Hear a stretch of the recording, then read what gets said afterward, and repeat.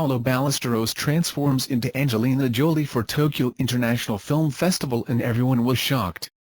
Paolo Ballesteros had been making a name internationally since he started his makeup transformation videos of known local and international celebrities. He is so adept at using makeup that he can instantly be someone else. But Paolo surprised everyone when he took on an Angelina Jolie look at the 29th Tokyo International Film Festival. It is one of his best transformations ever and he was bold enough to show it to the world. Many can't help but fuss on how he really looked like the Hollywood star, from the choice of clothes, hair and the signature lips. He was there to represent his movie entitled Die Beautiful together with director Jun Lana and producer Perci Intalan. He played the role of a trans woman in the film and he was happy that their film has been selected to be part of the festival's main competition. Some of the other films were I America by Ivan Andrew Payawal, Diaz's Hiwagang Hapis, Birdshot by Mikhael Red, and Shiniuma by Brilliante Mendoza. This TV host asked a rape victim to marry her rapist. What happened will make you shake your head. A Tunisian TV host was suspended after he asked a rape victim to marry her abuser, claiming that she was to blame for the incident. Hele, who is the host of Andy Mankolik or I've Got Something to Tell You, received criticism after a girl named Hajar went to a show narrating how she was sexually abused by 3 different members of her family. She added that she is currently pregnant because of the rape incident. Hajar narrated that due to poverty, she was forced to drop out of school as early as 14 years old. Her father is not always available to look after them because of his work. She also shared that she is sharing a poor relationship with her father and her stepmother. Hajar was with her brother, Alala, at the show. Alala said that his sister was kicked out from their house by their father, who was ashamed of Hajar's pregnancy out of marriage. Because of Tunisia's conservative practice of traditions, pregnancy before marriage is still considered as a disgraceful act regardless of the cause. When Hajar's father appeared on the show, Chebi said that, whoever did it should marry her to close the case and contain the situation. Hajar said she is not sure who is the father of her child, but she said that she thinks her stepmother's brother is the primary suspect. On the other hand, Alala said that all of her sister's abusers are all married. Chebi asserted that at least he can recognize his child, give him his name. Chebi then told Hajar to ask for her father's forgiveness and admit that you are at fault. The TV host's remarks enraged criticisms from the social media users as they interpreted it that Chebi is suggesting marriage as a solution and it was Hajar's fault. As social media users were disturbed by the remarks, a Facebook page named Marry Your Rapist, he says, "We will see you in court," we reply emerged and was joined by thousands of users.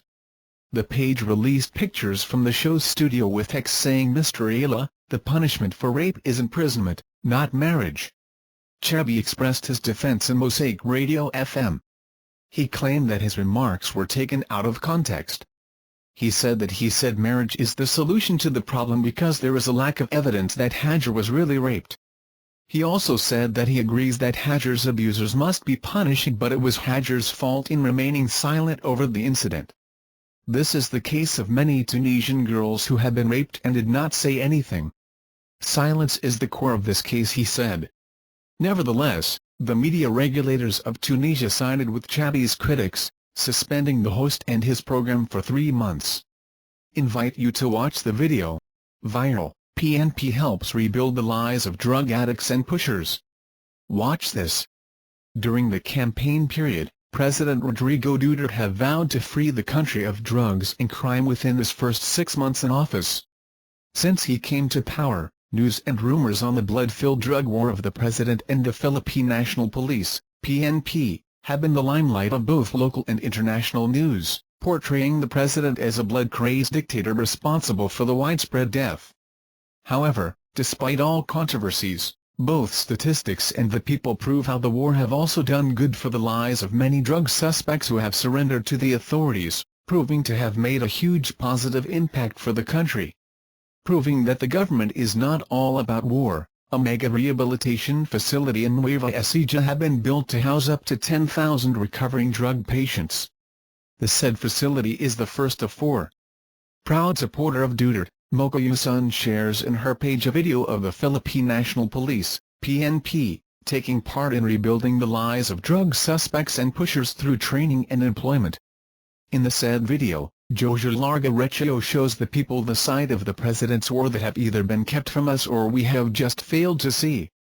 Read Recchio's full statement below. The government's drive to eliminate the problem on drugs can only be successful if us, the private citizens and private corporations, will do our share. On our part, we opted not to be critical about it. Instead, we thought of ways on how we can help the government. After all, it is the welfare of our children and the next generation which is at stake. Ask not what your country can do for you, ask what you can do for your country. Invite you to watch the video. 3 Japanese Navy ships arrive on Manila as President Duterte visits Japan. Read why here. 3 Japanese ships arrived in Manila on the eve of President Rodrigo Duterte's visit to Japan, bringing along Japanese Navy officers for a series of meetings with their Philippine counterparts. The training squadron of the Japan Maritime Self-Defense Force, JMSDF, berthed here today for a 5-day goodwill visit to the Philippines from October 23 to 27, the Philippine Navy said.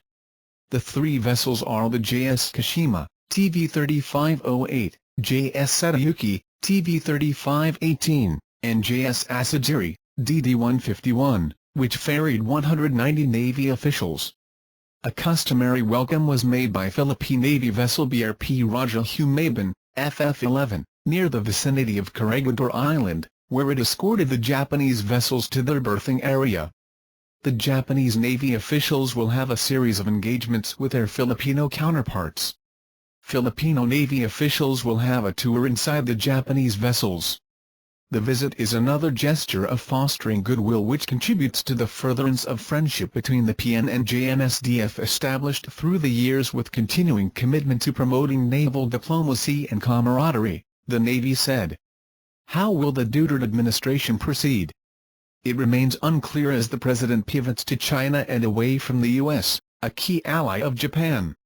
Duterte has said that Japan might join talks between the Philippines and China to resolve overlapping claims in the South China Sea, depending on the developments. Invite you to watch the video.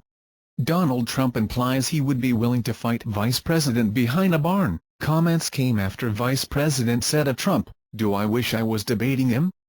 No, I wish we were in high school and I could take him behind the gym." Republican nominee Donald Trump implied on Tuesday that he would be willing to fight the sitting Vice President Joe Biden behind the barn. Speaking at a rally in Tallahassee, Florida, almost precisely 2 weeks to the minute to when polls closed there on Election Day, Trump said of a fist fight between the two, "I'd love that." The 70-year-old Republican nominee for president also labeled the vice president Mr. Tough Guy and said of beating up the 73-year-old Biden, "Some things in life you could really love doing." The comments came after Biden said of Trump on Saturday, "The press always asks me, don't I wish I was debating him? No, I wish we were in high school and I could take him behind the gym. That's what I wish." Biden made the comments in reference to a lewd 2005 tape recording of Trump, unearthed in early October, where the Republican nominee bragged about being able to grab women by the genitalia without their consent. On Monday, Biden clarified his remarks in a rally, saying he meant if I were in high school. "I want to make it clear I understand what assault is. I'm not in high school. If I were in high school." The septuagenarian graduated from the Artmere Academy Prep School in Claymont, Delaware, in 1961. Trump seemed to welcome the opportunity to fight the vice president. "Did you see where Biden wants to take me behind a barn? Me. He wants it. I'd love that," the Republican nominee said with relish. Casting scorn on Biden's physical strength, Trump said, "Mr. Tough Guy, you know he's Mr. Tough Guy, you know when he's Mr. Tough Guy? When he's standing behind a microphone by himself." Trump added, "He wants to bring me to the back of the barn? Ooh. Some things in life you could really love doing." The last time a sitting vice president engaged in a major violent altercation with a fellow politician, Aaron Burr killed former Secretary of Treasury Alexander Hamilton in a duel on July 11, 1804 in Weehawken, New Jersey. The news and video. Clinton shows off salsa steps in Miami, celebrates birthday on TV en Español. call it a pakanga. That's what Univision's El Gordo Baila Flaco called it, a party, when they welcomed Hillary Clinton on their show Tuesday afternoon. Spanish-language TV hosts Raúl de Molina and Lily Estefan interviewed the presidential candidate at their studios in Doral just one day before her birthday. Clinton appeared in a bright red blazer and black pants for the final 20 minutes of the show. The gang celebrated with a 4-tier cake, chocolate chip cookies and Cuban cafecito, although the Secret Service didn't allow Clinton to drink it. Clinton was interviewed in English, and another broadcaster translated over her statements in real time.